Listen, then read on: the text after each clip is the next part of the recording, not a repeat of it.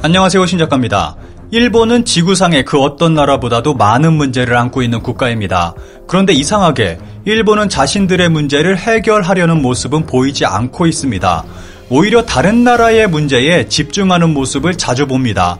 일본 TV 뉴스는 자국의 정치 뉴스보다 해외 정치 뉴스의 비중이 더 높을 정도입니다. 이런 일본에서 자신의 얼굴에 침 뱉는 행위와 같은 정말 황당한 일이 벌어졌습니다. 넷플릭스가 2021년 4분기 넷플릭스에서 가장 인기 있는 콘텐츠를 제작하는 국가 순위를 발표했습니다. 1위가 미국이고 2위가 한국입니다. 이제 한국은 미국 다음으로 소프트 파워가 강력한 나라가 됐습니다. 반면 일본은 인도 및 9위를 차지했습니다. 아마 애니메이션의 영향으로 보입니다. 엄청난 비용을 들여 국책 사업인 쿨재팬 사업을 벌이고 있음에도 일본의 소프트 파워는 시간이 지날수록 쪼그라들고 있습니다. 그런데 최근 넷플릭스에서 주목받고 있는 일본의 작품이 있습니다. 넷플릭스, 신문기자, 해외에서도 고평가, 현실과 같은 부조리 묘사에 새파랗게 질린 아베 부부. 드라마판 신문기자가 넷플릭스에서 공개됐고 일본에서는 1위를 차지했습니다. 그리고 많은 아시아 국가에서 좋은 평가와 성적을 내고 있습니다.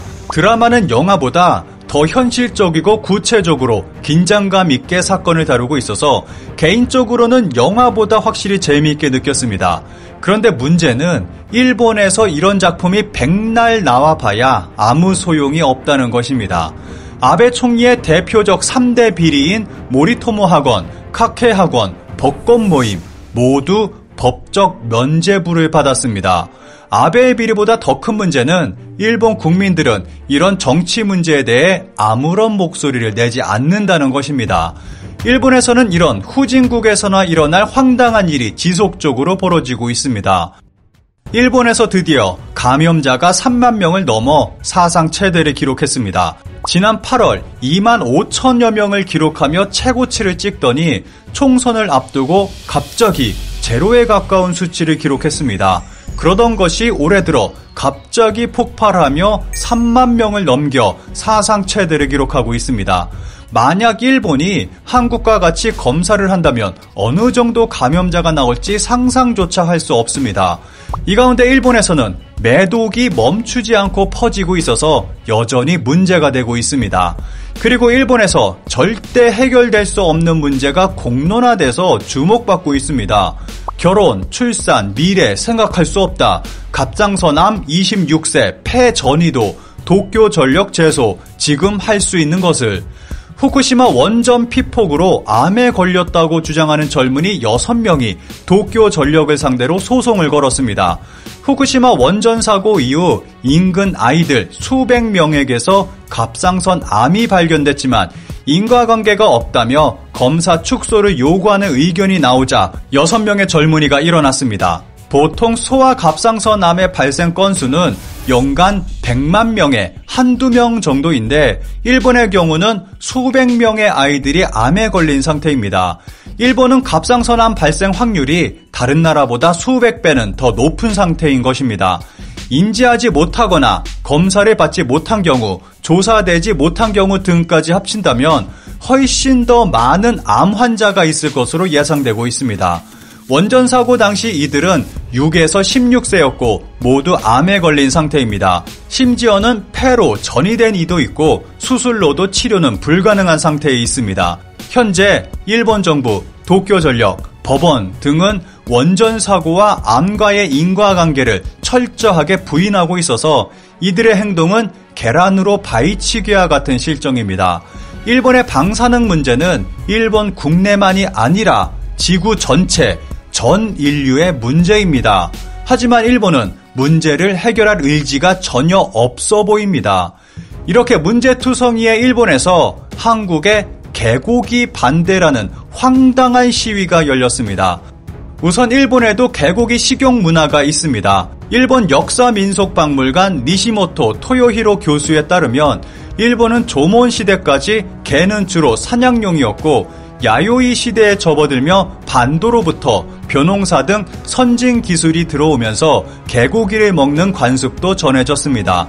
이후 육식 금지령으로 자치를 감추기 시작했지만 완전히 사라진 것은 아닙니다. 전국시대 일본을 여행했던 포르투갈 선교사 루이스 프로이스는 그의 저서 일구 문화 비교에 일본인은 소는 먹지 않지만 야구로 개를 잡아먹는다고 기록하고 있습니다. 다이묘, 사무라이 등 엘리트 계층을 중심으로 식량이 아닌 약용으로 개고기를 소비했던 것입니다. 이후 에도시대, 효고, 오카야마, 카고시마현 등지에서 육류, 특히 개 식용과 관련된 기록들이 남아 있습니다. 1643년 간행된 료리 모노가타리는 개를 재료로 한 국물 요리를 소개하고 있기도 합니다. 메이지 유신 이후 전쟁과 전후 식량난으로 개를 식용으로 사용했다는 증언이나 보도도 많이 남아 있습니다. 현재도 베트남과 중국 등지에서 개고기를 수입하고 있습니다. 2016년 기준 일본 전역에 개고기를 취급하는 식당이 100여 곳, 수입 규모는 8톤에 달한 것으로 나타났습니다. 이에 최근 일본 국회에서는 개고기 유통 금지에 관한 질의가 오간 바 있을 정도입니다. 이런 일본에서 한국의 개고기 반대 시위가 열린 것입니다. 개고기 식용에 반대하는 일본 시민들이 17일 도쿄의 주일 한국 대사관과 오사카, 효고, 코베, 후쿠오카, 아이치, 나고야 등 일본 각지의 한국 공관 앞에서 항의 시위를 벌였습니다. 이들은 개고기 반대, 선진국은 개를 먹지 않는다 등의 한국어 표말을 들고 개고기 식용과 도살 금지를 요구하는 구호를 외쳤습니다. 어느 시위 참가자는 한 언론과의 인터뷰에서 다음과 같이 발언했습니다. 이 활동을 하는 것은 한국이 싫어서가 아니다. 한국에 개고기를 먹지 말라고 하는 것은 아시아에서 동물 복지에 대한 의지가 한국에서 시작돼 한국이 변함으로써 주변국이 바뀌기를 원하기 때문이다.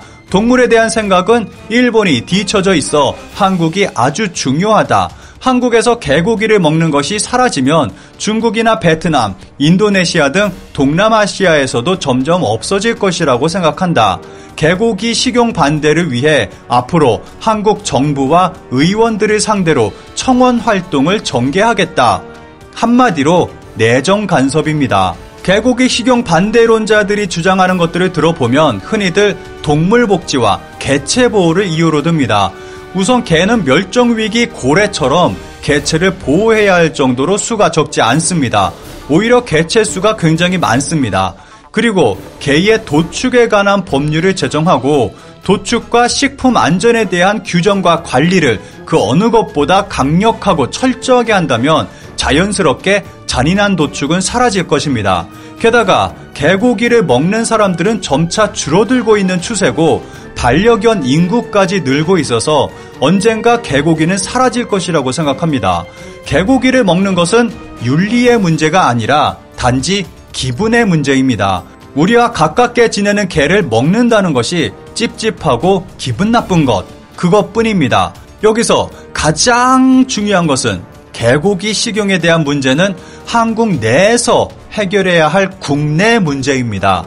한국의 개고기 문화가 일본에 그 어떤 영향도 끼치지 않는 시점에서 이것을 일본인들이 문제 제기를 하며 한국 정부와 국회에까지 청원 활동을 벌이겠다는 것은 완벽한 내정 간섭입니다. 일본은 세계 최대 포경 국가로 고래 멸종에 앞장서고 있습니다. 이렇듯 일본인들은 앞서 언급한 지구와 인류를 위협하는 본인들의 문제에 집중해야 합니다. 일제강점기 시절 일제는 우리 땅에서 수많은 것들을 도둑질하고 착취하고 빼앗아갔습니다. 그로 인해 먹을 것조차 없었던 우리는 버려지는 것들까지 먹기 시작했습니다. 그리고 지금 일본은 먹어서는 안 되는 방사능으로 오염된 식품을 우리에게 강제로 먹을 것을 요구하고 있습니다. 이런 일본이 한국의 개고기에 대해서 언급하는 것은 역사를 기억하지 못하는 행위이고 현재 자신의 모습을 보지 못하는 어리석은 행동입니다. 개고기 문제는 철저하게 우리가 알아서 해결해야 할 한국 국내 문제입니다. 일본인들은 한국에 대한 내정 간섭보다 지구와 인류를 파괴하는 자신들의 문제를 먼저 돌아봐야 합니다.